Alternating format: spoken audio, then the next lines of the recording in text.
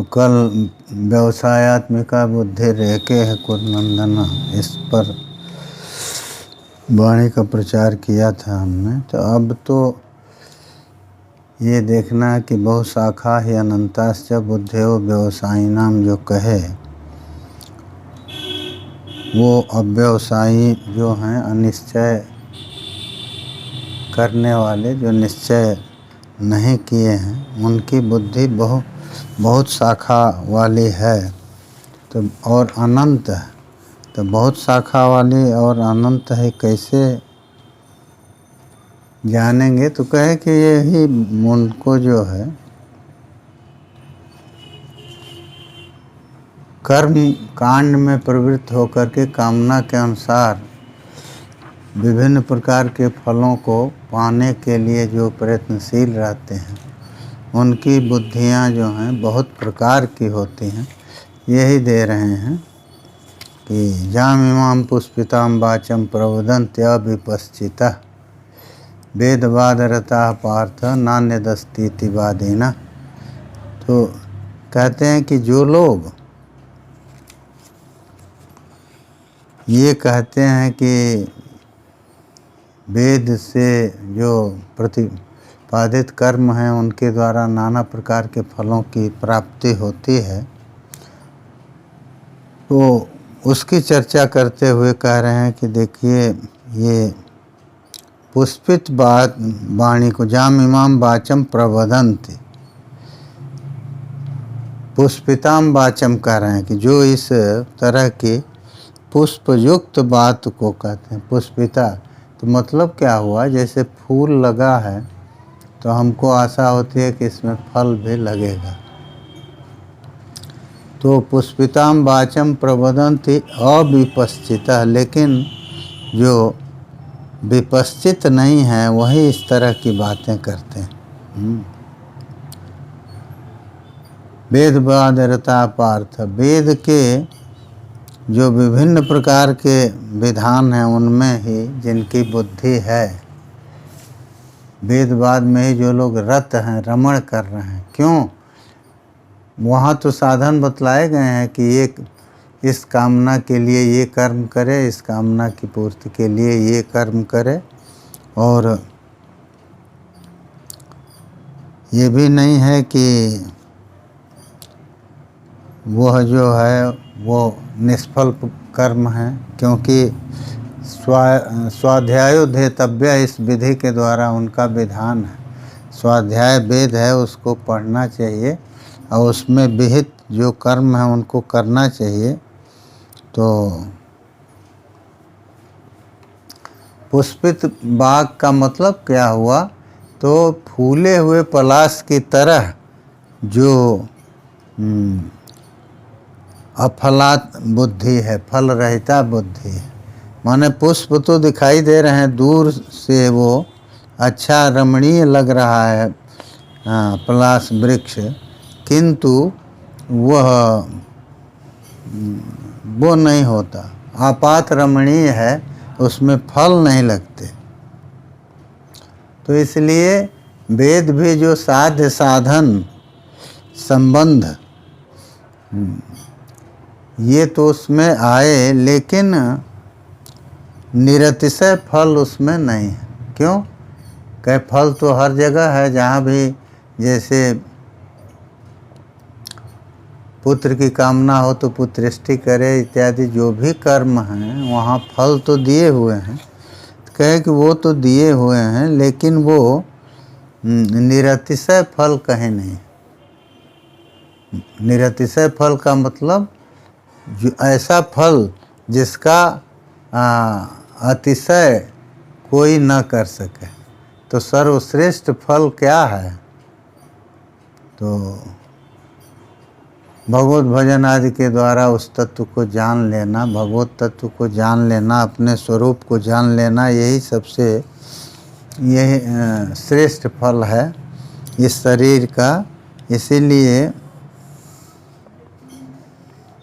कहते हैं कि वो लोग कहते तो ये हैं, पुष्पित बाग जो है वेद की, उसको बोलते हैं और ये कहते हैं कि इससे श्रेष्ठ कोई चीज़ नहीं है, नान्यदस्ति तिबादीना।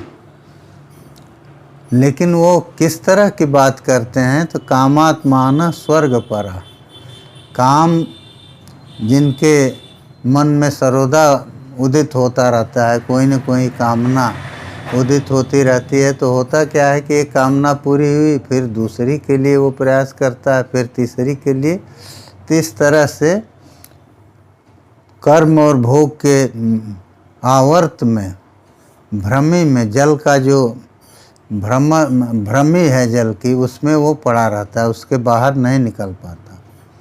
तो कामात्मान स्वर्ग परा, और स्वर्ग ही स्वर्ग परम श्रेष्ठम जैसाम ते स्वर्ग पर। स्वर्ग को ही सबसे श्रेष्ठ मानते हैं। अरे सबसे श्रेष्ठ वो कैसे है? इतना श्रम करके मनुष्य शरीर प्राप्त करके अपने कर्म किया और उससे मिला स्वर्ग। कैसा स्वर्ग? जो क्षयिष्णु है। कर्म का नाश होने पर, भोग से जब कर्म समाप्त हो जाएगा तो उसके बाद जो है वो पुनः स्वर्ग छूट जाएगा। तो इसलिए कहे कि ये तो अच्छा नहीं ना। अरे जो स्वर्ग में भी गाया जाता है, जिसके स्वर्ग के देवता लोग भी जिसको प्राप्त करने की कोशिश करते हैं, वो न श्रेष्ठ है।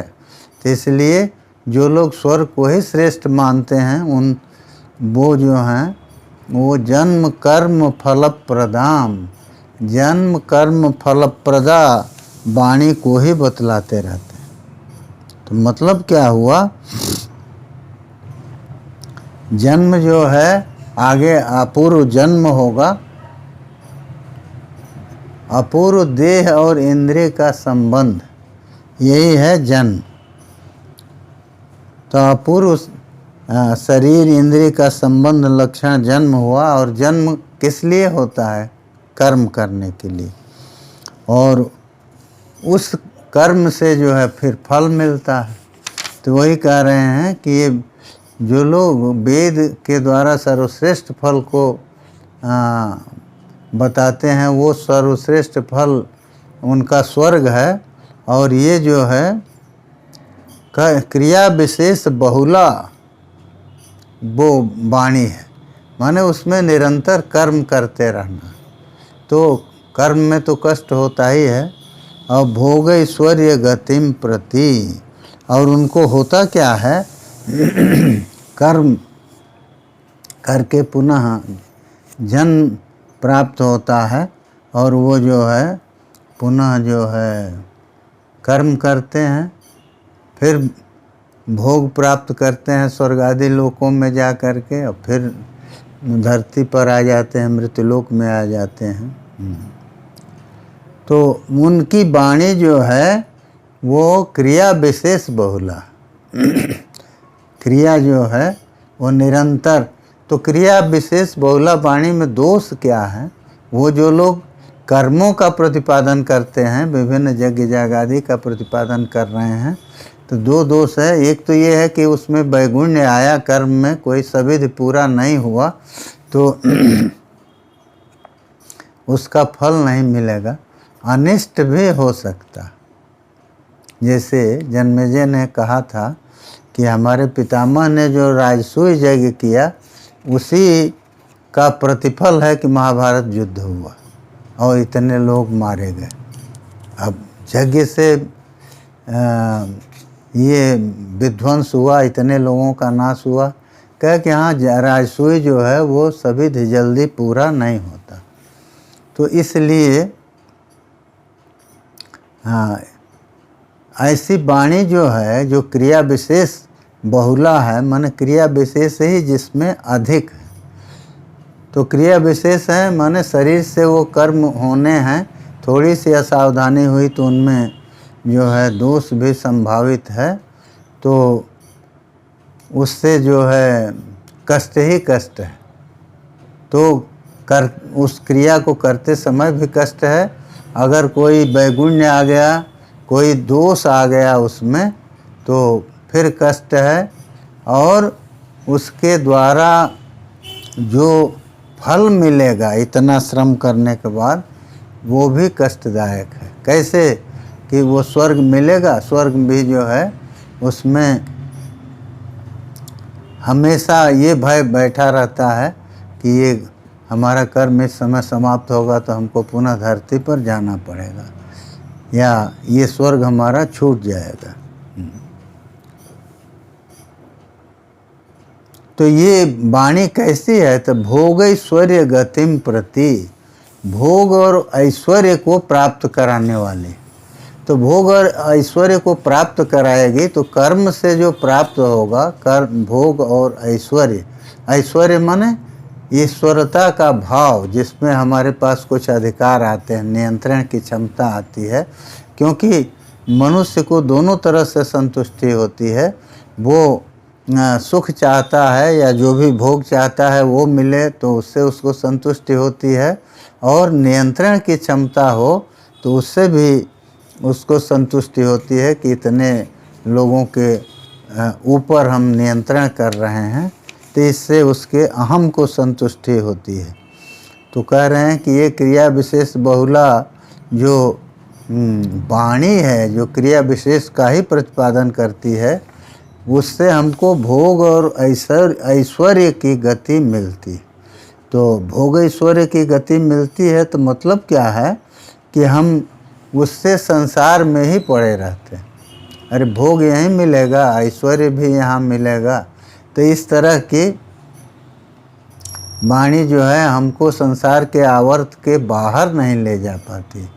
इसी में हम जन्म मरण की परंपरा में पड़े रहते हैं।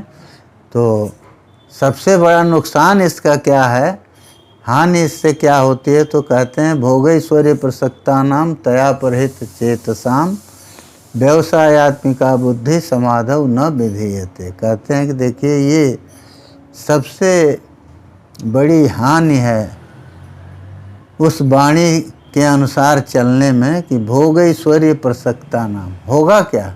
भोग करेंगे, ऐश्वर्य मिलेगा, फिर जब कर्म के बाद वो छूटेगा तो फिर उसी की ओर आकृष्ट होकर फिर उस तरह का वो कर्म करेगा। तो माने वो संसार में ही फंसा रहेगा। यही बता रहे हैं भोग ऐश्वर्य प्रसक्ता नाम, भोग और ऐश्वर्य में जो प्रसक्त हैं। तो भोग ऐश्वर्य प्रसक्ता नाम, भोग जो है वो कर्तव्य है और ऐश्वर्य जो है ईश्वरत्व का भाव है। तो भोग जो है वो करता है, अरे है क्या? सुख दुख अन्यतर का साक्षात्कार भोग है। सुख की प्राप्ति भी भोग है, दुख की प्राप्ति भी भोग है। तो होता क्या है कि सुख का भोग किया, फिर उसकी वासना से प्रेरित होकर पुनः कर्म करता है कि पुनः ऐसा भोग प्राप्त हो।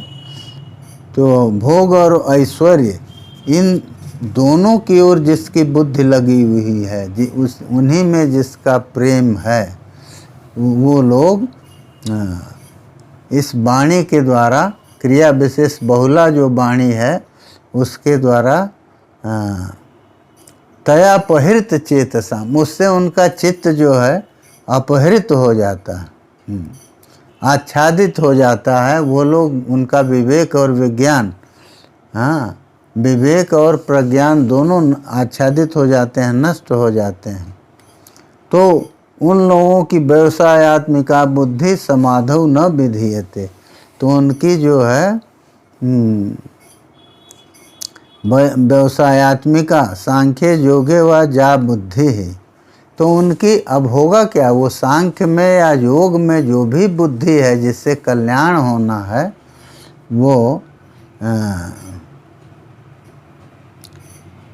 समाधि माने अंतःकरण, ये अर्थ किए हैं शंकराचार्य जी के।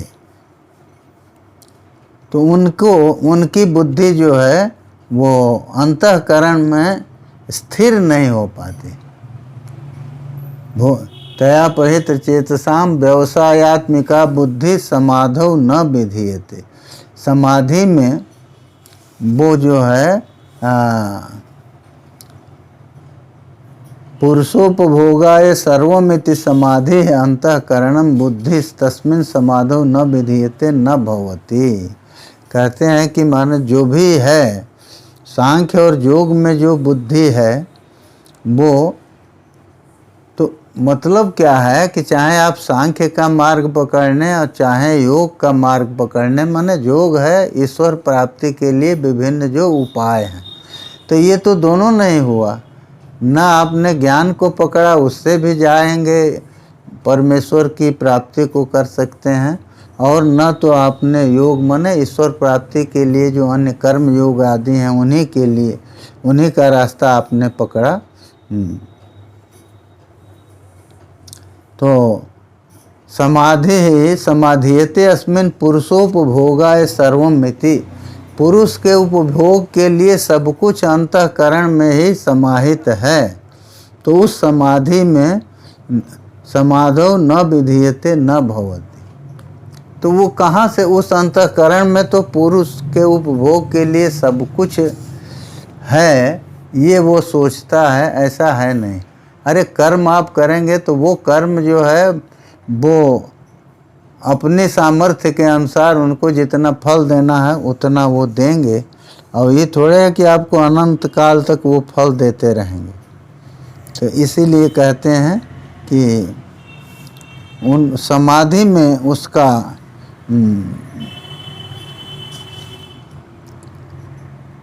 समाधि में वो जो है उनकी बुद्धि जो है वो अंतःकरण में समाहित नहीं होती। क्यों?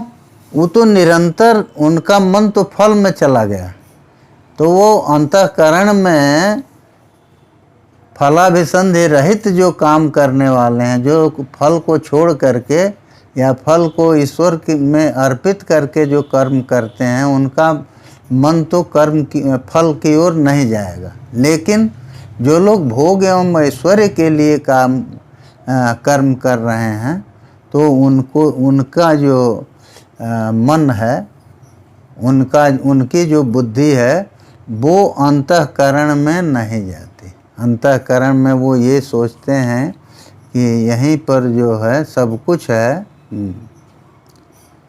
तो वो ऐसा तो नहीं है। अंतःकरण में भोग पुरुष के उपभोग के लिए सब कुछ है, ऐसी बात नहीं है। इसलिए लेकिन वो करते क्या है, केवल भोग एवं ऐश्वर्य को प्राप्त करने के लिए मन को एकदम अपने समाहित करके वो कर्मों का अनुष्ठान करते हैं, लेकिन वहाँ सब कुछ है नहीं भोग के लिए। तो इसीलिए वो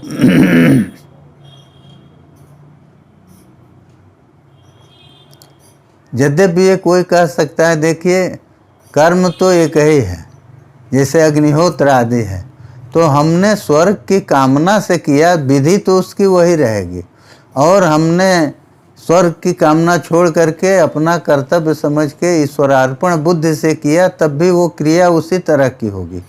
केवल अंतर क्या होगा कि जब हम फल की ओर दृष्टि देके कर्म को करेंगे तो हम फिर हम अपना मन जो है वो फल की ओर ले जाएंगे, वो जाएगा ही।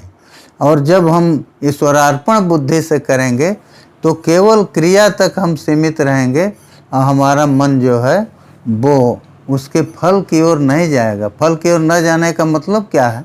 अंतःकरण के बाहर नहीं जाएगा हमारा। क्यों नहीं जाएगा? अरे शरीर में अंतःकरण है, तो अंतःकरण में ही हम अपने मन को रोक करके, शरीर के भीतर ही रोक करके फल की ओर से दृष्टि हटा करके और ईश्वरार्पण बुद्धि से उसको करेंगे। तो इसलिए वो जो है जो कर्म फल के लिए होता है वो अंतःकरण को उस तरह का शुद्ध नहीं कर पाता जिस तरह के निष्काम कर्म करता है। इसीलिए विद्वान का और अविद्वान का कर्म में फल वैलक्षण्य हो जाता, फल में विलक्षणता आ जाती है। विद्वान जो करेगा वो फल की इच्छा छोड़ के करेगा। विद्वान माने कर्म फल को छोड़ के कर्म करने वाला। ये कहिए कि विद्वान क्यों कर्म करेगा? विद्वान का अर्थ होता है आत्मज्ञान संपन्न व्यक्ति। नहीं, वो भी कर्म करता है। इसीलिए भगवान आगे कहेंगे कि लोक संग्रह के लिए भी कर्म करना चाहिए, कर्म को नहीं छोड़ना चाहिए। इसीलिए श्रुति भी कहती है कि कर्म करते हुए ही 100 वर्ष तक जीने की कामना करे। इसीलिए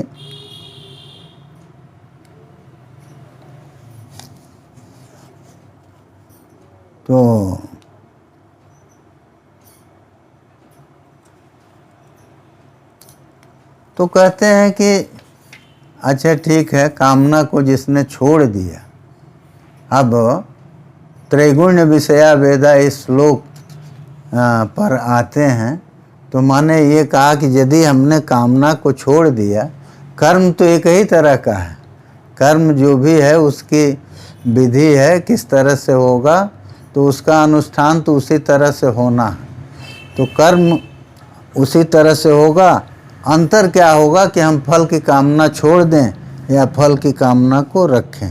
तो जो लोग निष्काम हो करके और व्यवसायात्मक बुद्धि से, निश्चयात्मक बुद्धि से कर्म करेंगे, तो व्यवसायात्मक बुद्धि से कर्म करने का मतलब क्या हुआ कि ये शास्त्रीय कर्म है, इसका फल अवश्य होगा, उसमें वो संशय नहीं रखते। इसीलिए दिया है नायंग लोकोस्ति न परः न सुखम संशयात्मनः। जो संशय में पड़ के करता है काम, कर्म का अनुष्ठान, उसको न ये लोक मिलता है न परलोक में सुख मिलता है। न सुखम संशयात्मनः, यह लोक भी गया, परलोक भी गया और सुख भी गया, ये कहते हैं। तो इसलिए ये कहते हैं कि भाई वो दोनों जो हैं निष्काम कर्म करेंगे, व्यवसायात्मक बुद्धि से जब हम कर्म करेंगे, निश्चयात्मक बुद्धि से कि इसका फल ये अवश्य प्राप्त होगा, तो भी जो ब्रह्म विभूषु है उसको, तो जो ब्रह्म की इच्छा करता है ज्ञान की, उसको तो बाधा होगी ही। तो कहे कि नहीं, ऐसा नहीं है। त्रैगुण्य विषया वेदा निस्त्रैगुण्यो भवार्जुन। कहते हैं कि अर्जुन देखो, जो विवेक बुद्धि संपन्न है, तो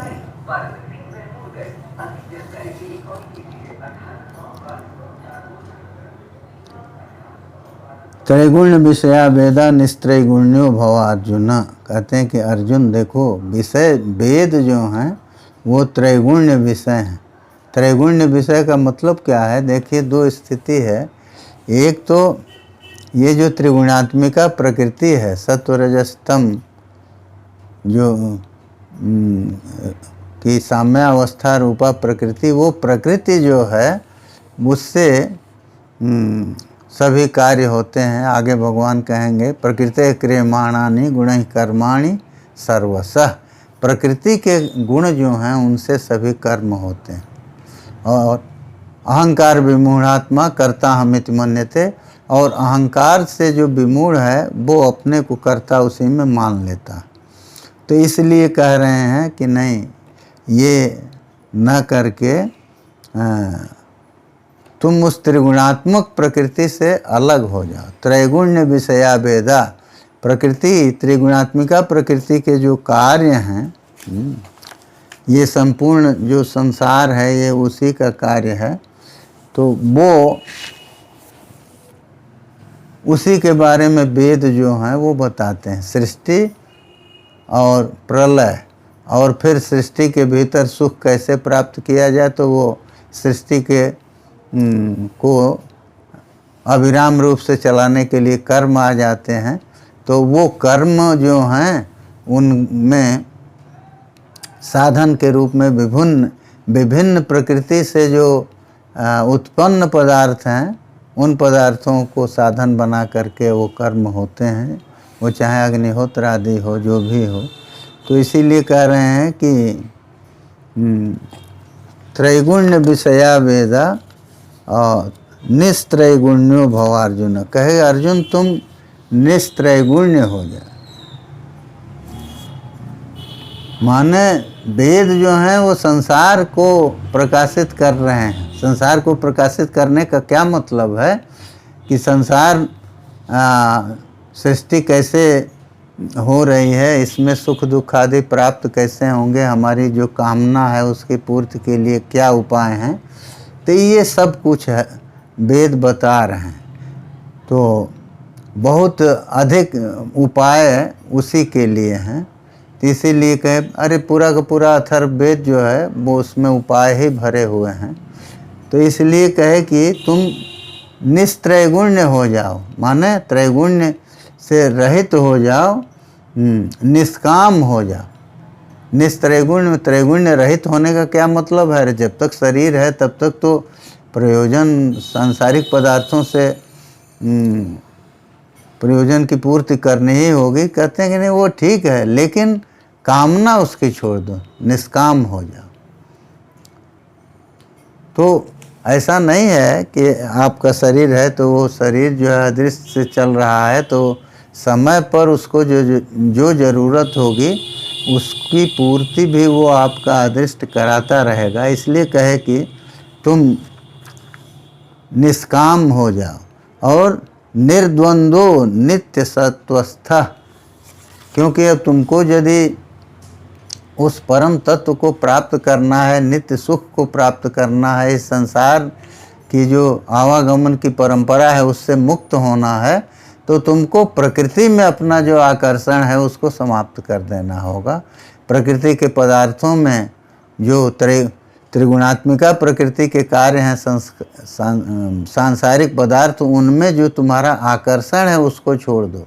क्योंकि आकर्षण का होना जो है वो बंधन का कारण बन जाता है। और जब वो आकर्षण छोड़ देगा, शरीर को ठीक है भूख लगेगी तो उसको भोजन चाहिए और वो आहार से ही भूख मिटेगी, लेकिन यही भोजन चाहिए, इस तरह का चाहिए, ये जो है ये इच्छा जो है राग प्रयुक्त हो जाती है, बंधन का कारण हो जाती है। इसीलिए कहते हैं कि अर्जुन तुम निष्काम बन जाओ और निर्द्वंद्व हो जाओ, माने सुख दुख हेतु जो हैं और उसके जो पदार्थ जो सुख दुख के जनक हैं, तो है क्या, वो दोनों ही द्वंद्व शब्द वाच्य हैं। सुख दुख के जो हेतु हैं, जो परस्पर प्रतिपक्ष हैं, ये सब द्वंद्व शब्द के वाच्य हैं। द्वंद्व शब्द से उन्हीं को कहते हैं। क्यों कि वो बुद्धि वहाँ पर जो है वो दो में घूमने लगती है। द्वंद्व यही है, जोड़ा समझ लीजिए, सुख दुख, अच्छा बुरा, दिन रात। तो है क्या कि हम जिसको में अच्छाई समझते हैं उधर हमारा मन झुक जाता है, तो ये गड़बड़ है। तो मन किसी तरह से झुका, रात को ही हम पसंद करते हैं, तो ये भी गड़बड़ है। हमारा मन प्रकृति के कार्यों की ओर या परमात्मा को छोड़ के किसी भी ओर हमारे मन को जाना नहीं चाहिए। गया भी तो झुकना नहीं चाहिए उसकी ओर, उसका राग का उदय न हो। इसीलिए कहे कि तुम निर्द्वंद हो जाओ, द्वंद्व को मन से हटा दो। और तो कहे कि ये कैसे होगा, तो नित्य सत्वस्थ होने से होगा। सत्व गुण का नित्य आश्रय करो। और सत्व गुण का आश्रय करोगे तो होगा क्या, सत्वम सुखे संयोजयति। सत्व जो है वो सुख की ओर ले जाता है। और रज कर्मणि भारत, गीता में आगे कहेंगे, और रज जो है वो कर्म में लगाता है। और अज्ञान मोहौ तम वो क्या भवतो ज्ञान में च, प्रमाद मोहौ तमसः भवतो ज्ञान में च। तम से जो है प्रमाद और मोह और अज्ञान होते हैं, तो इसलिए कहे कि तुम नित्य सत्वस्थ हो जाओ, सत्व गुण का प्रकर्ष बनाए रहो। तो ये कैसे होगा? तो इसके लिए सात्विक जीवन, सात्विक लोगों का सत्संग और जो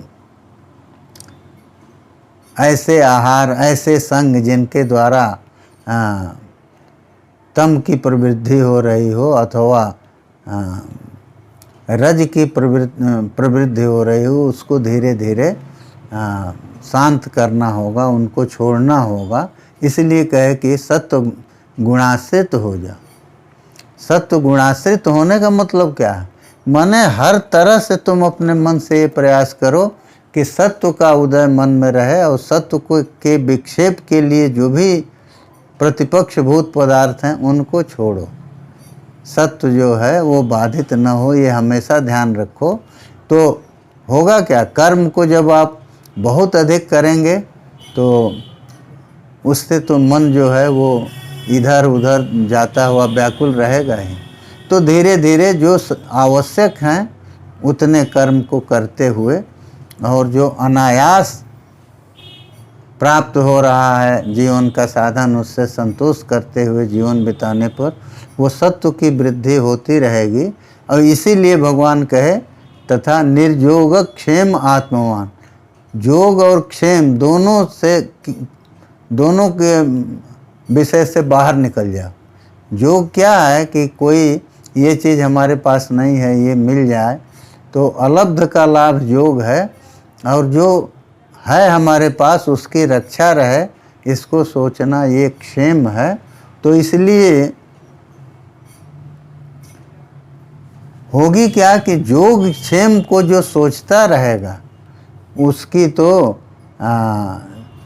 श्रेयस्कर जो कर्म मोक्ष मार्ग है उसमें प्रवृत्ति या मोक्षानुकूल, मोक्ष को प्राप्त कराने वाले जो कर्म हैं, सत्व को बढ़ाने वाले जो कर्म हैं, उनमें उसकी प्रवृत्ति नहीं होगी। इसलिए कहते हैं कि योगक्षेम को छोड़ दो। और इसीलिए भगवान ने कहा कि तेषाम सतत युक्तानाम भजताम प्रीति पूर्वकम ददामि बुद्ध योगम तम जैन माम उपयांति ते। ये कहे और वो कहे कि योगक्षेमम वहाम्य हम। ये भी कहे कि अर्जुन, हमारे जो भक्त हैं उनके योग और क्षेम का वहन हम खुद करते हैं। वहन माने प्रापण, माने उनको क्या चाहिए, क्या आवश्यक है, किसके बिना इनके चित्त में विक्षेप आ सकता है, तो उसको हम उन्हें प्राप्त कराते हैं। योग और क्षेम जो है उसका भी वहन हमें करते हैं। वहन माने प्रापण, पहुंचाना, मिलाना, देना। इसलिए तुम निर्योग क्षेम आत्मवान कहे कि प्रशस्त मन वाला हो जाओ, अप्रमत्त हो जाओ। ये तुमको हमारा उपदेश है, क्योंकि ये तो कर्तव्य हुआ ना। भाव कहते हैं निर्द्वंदो नित्य सत्वस्थो निर्योग क्षेम आत्मवान निस्त्रैगुण्यो भवार्जुन। तो ये उपदेश है, लोट का प्रयोग करते हैं। तो तुम ऐसा करो, तो ऐसा करो जब कह दिए तो ये जो है उपदेश है। क्योंकि अर्जुन जो हैं वो कहते हैं ना, शिष्यस्ते हम साधिमाम त्वाम प्रपन्नम, हम आपके शिष्य हैं। तो शिष्य को ये गुरु का उपदेश है। इसीलिए शंकराचार्य जी कहते हैं एस तवोपदेश, ये तुम्हारे लिए उपदेश है। और कहते हैं कि देखो, तुम कर्म करके क्या प्राप्त करोगे? अरे सब कुछ तो वेद ही प्रमाण है उसमें कि इस कर्म से ये फल होगा, इस कर्म से ये फल होगा। तो कहते हैं कि अगर तुम फल ही प्राप्त करना चाहते हो, तो कहे कि देखो, यदि तुम ये कहो कि यदि वेदोक्त कर्मों के जो फल हैं, अनंत फल हैं, वो यदि उनकी अपेक्षा ही नहीं है, जिसको जो कर्म फल को छोड़ करके कर्म करेगा, तो किस लिए उसको ईश्वरार्पण बुद्धि से उसका अनुष्ठान क्यों करेगा? एक ये प्रश्न ये भी तो है ना कि जैसे हमको फल की इच्छा नहीं है फिर भी हम कर्म करें और उस फल को ईश्वर में समर्पित कर दें, तो इससे हमको क्या मिलेगा, ये एक प्रश्न उठता है। तो कहते हैं कि देखो, जावान अर्थ उदपाने सर्वता संप्लुतोदके तावान सर्वेषु वेदेषु ब्राह्मणस्य विजानतः। कहते हैं कि देखो, जैसे लोक में कुआं है, तालाब है, अनेक जो उदपान है, उदपान माने जिनसे जल को निकाला जाता,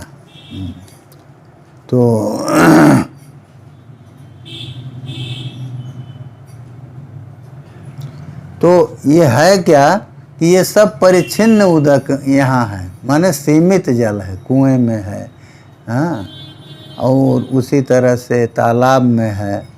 ये सब कुछ जो है परिच्छिन्न जल है, और जितना जल कुएं में है उससे जो भी प्रयोजन हमारा सिद्ध होगा, तो वो बहुत जल जहाँ बड़े तालाब में है उससे भी हमारा उतना ही प्रयोजन सिद्ध होगा। और कहते हैं कि यदि ज्ञान प्राप्त कर लिया, ये तो अज्ञान में कर्म फल की प्राप्ति के लिए कर्म करता रहा, तो उसको तो जो उसकी ज़रूरत है उतना जल तो उसको कूप से भी मिलेगा, और उस अत्यधिक जल वाले जलाशय से भी मिलेगा।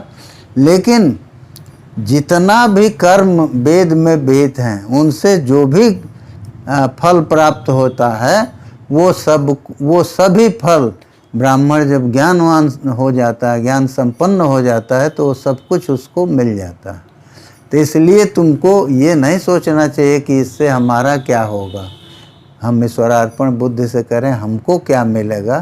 तो कहते हैं कि नहीं, तुमको जो मिलेगा वो कामना की बुद्धि से तुम जो भी करते रहोगे, अनंत जन्मों तक जो कर्म करते रहोगे, उससे भी अधिक मिलेगा इस ज्ञान प्राप्ति के बाद।